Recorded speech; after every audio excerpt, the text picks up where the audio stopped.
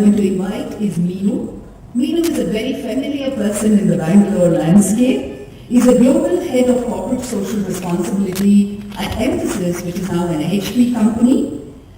Has won the National Award for the Empowerment of Persons with Disabilities in 2010. Is an alumnus of the IFP, the International Ford Foundation International Fellow Program.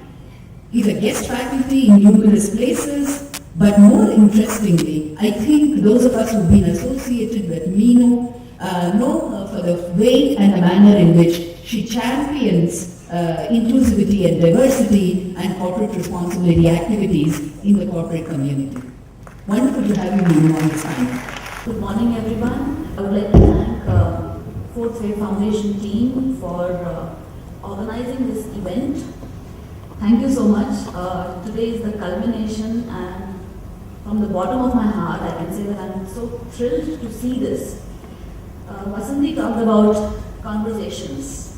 So let me begin with some conversations. The conversation about inclusion with Fourth Wave Foundation team started sometime in 2009, in November, December 2009. Where they said that they wanted to work in the space of disability, but they don't have any experience, and what is the area that they could work on. And I shared some of the experiences that we at Mphasis have had vis-a-vis disability. Mphasis, as an equal opportunity employer, has focused very specifically on disability and diversity. And as of today, we have roughly around 390 to 400 people with disabilities working with us. There have been a lot of challenges that we faced when we hired people with disabilities. Either there were skill gaps, or there were a lot of barriers that they faced when they were at their educational institutions, whether in schools, whether in colleges, in universities, in professional educational institutions. And from there the journey, every time we would go out to a mainstream college, and either we would not find any student with disability, any engineer, any professional, maybe one or two, but numbers, if we say that we have 70 million people with disabilities, and so many of them are employable, then why aren't we finding them in mainstream schools, colleges, universities, and professional educational institutions? The problem is much deeper. Problem is not there at university, college, or professional educational institution level. The problem is much deeper. It starts at primary level.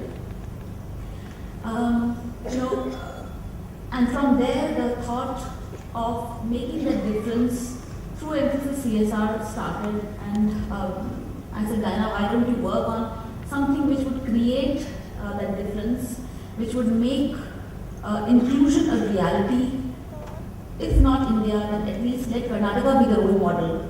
And if we could have at least 5 schools at the end of these 3 years, which can showcase inclusion of all disabilities.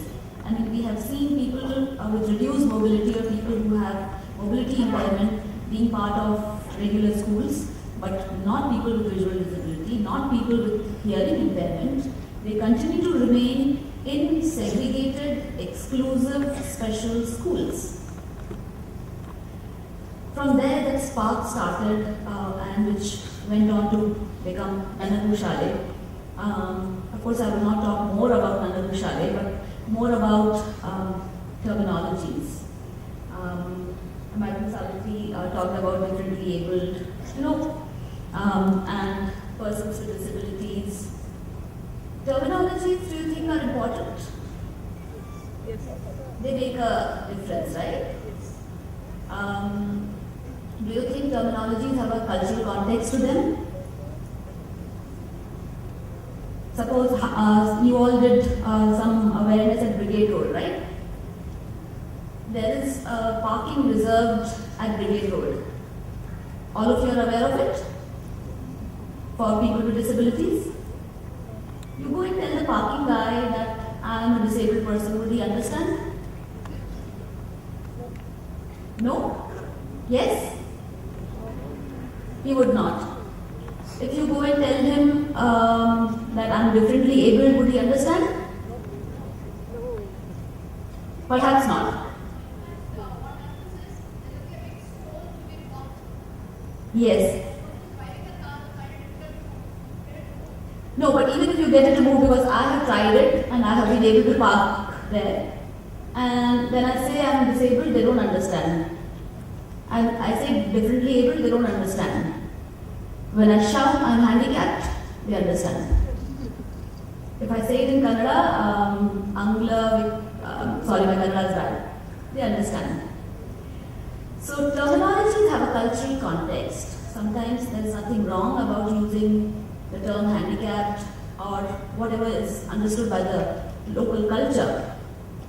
But persons with disabilities, at Mphasis we have chosen persons with disabilities because UN Convention, United Nations Convention on the Rights of Persons with Disabilities says persons with disabilities. Person first, disability later. Disability is a part of an individual's personality which shapes decision making, which shapes options, choices, aspirations, and hence person with disability.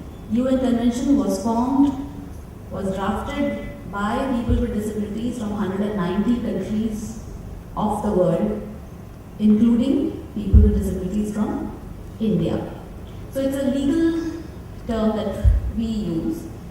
I leave again this conversation with you and you can think about it. Briefly, I will talk about inclusion, integration, again coming from differently abled terminology. You know, after independence or even before independence, there was no concept of inclusion of children with disabilities in schools. And the focus was only after the Britishers came that some focus started and special schools were opened. So through this, nevertheless, I think the message has been loud and clear that it is not one individual's responsibility or one department's responsibility. It is a collective responsibility of all the stakeholders who are involved in the process of inclusion. Whether it's transport, whether it's infrastructure, whether it's education, employment, labor, everyone needs to come together. Thank you so much for giving me an opportunity to speak to all of you. Thanks.